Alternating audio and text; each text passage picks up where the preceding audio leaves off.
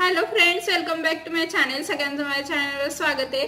आज आहे शनिवार आणि मी थोडे हेअर वॉश केले, तर केस तसेच टाईट केलेत, अजून वाळे नाहीत, तर मी लगेच कोंब करत नाही। आणि आज शनिवार आहे, आज मी खूप सिंपल लंच बनवणार आहे, तर तुमच्यासोबत जरूर शेअर करणार आहे। शेपूची भाजी, वरण भाताचा कुकर लावून ठेवलाय मी आणि शेपूच्या भाजी बरोबर भाकरी बनवणार आहे। तर आज जी रेसिपी मी शेअर करणार आहे ती म्हणजे वरणाला फोडणी देऊन, म्हणजे माझी आई चिंचगुळाची आमटी बनवते, तर ती आम्हाला खूप आवडते सगळ्यांना, तर मी विचार केला की तुमच्यासोबत शेअर केलीच पाहिजे। सो ती रेसिपी मी आज तुमच्यासोबत शेअर करणार आहे आणि खूप सिंपल इझी, लहान मुलांना पण खूप आवडेल भातावरती घालून थोडंसं वेगळं म्हणून। तर चला मी आधी रेसिपी शेअर करते तुमच्याशी, मग आपण गप्पा मारूयात। आणि मनवाज बाबांकडे जाणार आहे 2 दिवस, आणि सोमवारी शिवरात्र आहे, तर शिवरात्रीची पण त्यांना सुट्टी आहे। तर शिवरात्रीला तुम्ही कशी पूजा करता ना, मला कमेंट करून जरूर कळवा, आणि म्हणजे मला माझ्या पूजेत जर ॲडिशन करता आलं तर मी नक्की करेल। आणि प्रत्येकाची वेगवेगळी पद्धत असते। मी मागच्या वर्षी जी पूजा केली होती त्याचा व्हिडिओ मी शेअर केलेला आहे, तुम्ही पाहिलाच असेल। आणि त्याचं सामान पण आणायला जायचं मला, सो आज दुपारी किंवा उद्या जाईल मी। आणि मनवा खुश आहे आज बाबांकडे जायचं, तर चला आता मी पटकन स्वयंपाक करून घेते। बाय बाय करा बाबू।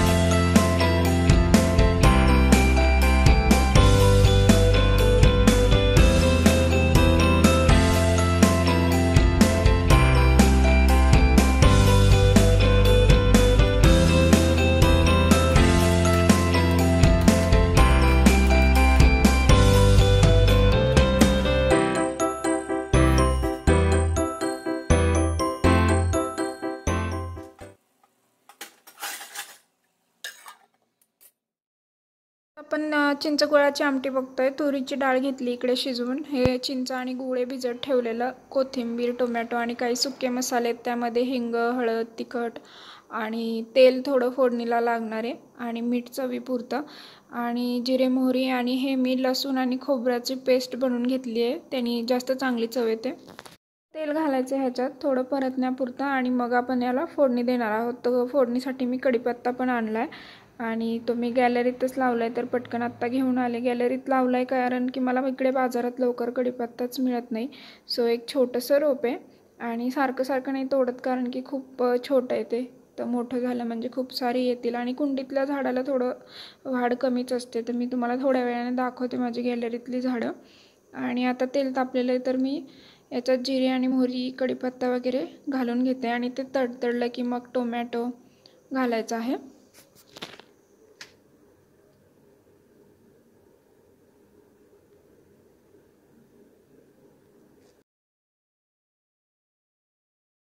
कढीपत्ता तडतडल्यानंतर मी टोमॅटो घालणार आहे याच्यात। टोमॅटो थोडं सॉफ्ट झालं की मग लसूण खोबरे जे आपण पेस्ट बनवून घेतली आहे ती घालायची आहे, आणि लसूण खोबऱ्याच्या पेस्टनं खूप चांगली चव येते, त्यामुळे घातलीच पाहिजे।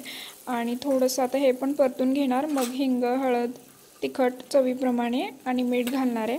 आणि तुम्ही जर छोट्या मुलांना बनवत असाल किंवा तुम्हाला तिखट आवडत नसेल तरी बिना तिखटाचं पण हे वरण खूप छान लागतं। आणि मग नंतर आपण यामध्ये जे चिंच आणि गूळ आपण भिजवून ठेवलं होतं ते घालणार आहोत। तर त्यातले चिंचाच्या पाकळ्या थोड्या बाजूला काढायच्या आणि पाणी याच्यात घालून द्यायचं, आणि डाळ घालायची, चवीपुरतं मीठ घालायचं।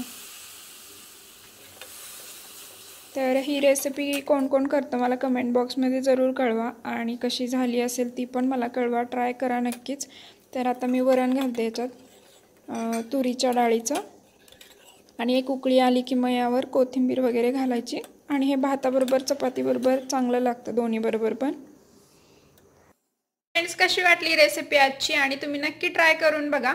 आणि एक मला कमेंट आली होती की जर घरात अचानक पाहुणे आले तर तुम्ही कसं फूड बनवू शकता त्याच्यावर. तर ही जी आमटी मी आज शेअर केली आहे, तर डाळ तर सगळ्यांच्याच घरात असते, चिंच गुळ असते, तर ही आमटी खूप मस्त लागते आणि चपातीबरोबर पण खूप छान लागते, भाताबरोबर पण खूप छान लागते.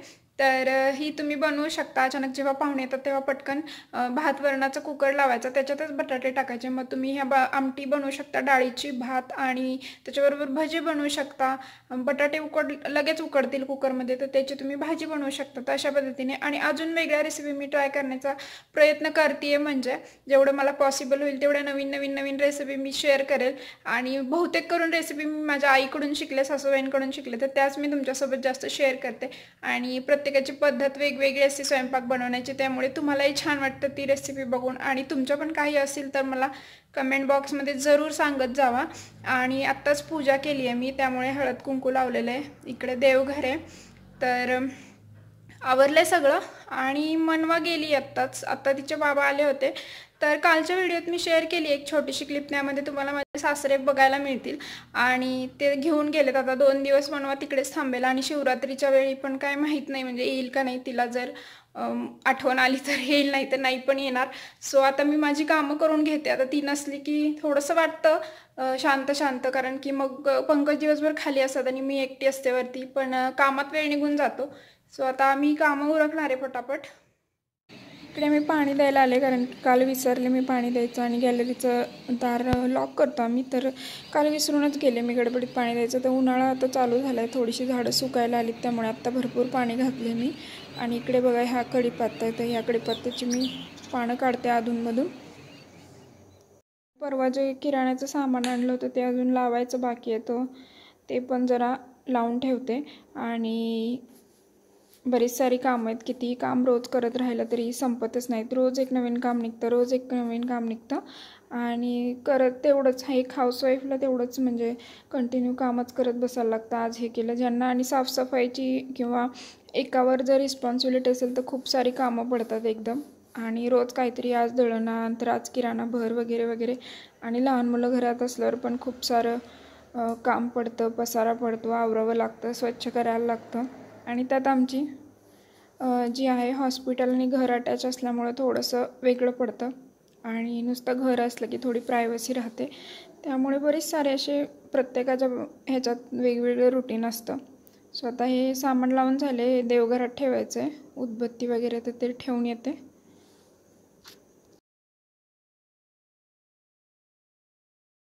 थोडे पापड पण संपलेले, ते पण आणलेत मी, उडदाचे पापड, कारण की उडदाचे पापड घरी वगैरे काय बनवत नाही, मी विकत आणते. आणि सुहानाचे, कधी लिज्जतचे आणते. तर हे मनवाला फार आवडतं, सो तिच्यासाठी आणले. हे कलरमध्ये असेल की मग मुलांना आदल्यामधल्या वेळेत खायला बरं पडतं. आणि खूप सारं तळलेलं असं देत नाही मी, पण कधी छान वाटतं खायला. आणि जेवताना पण आपण घेतलं तरी छान लागतं. त्या अशा काही गोष्टी घरात आणून ठेवल्या पाहिजेत, पापड आणि हे तळण्याच्या ज्या गोष्टी असतात त्या, म्हणजे पाहुणे आल्यावर पण तुम्हाला.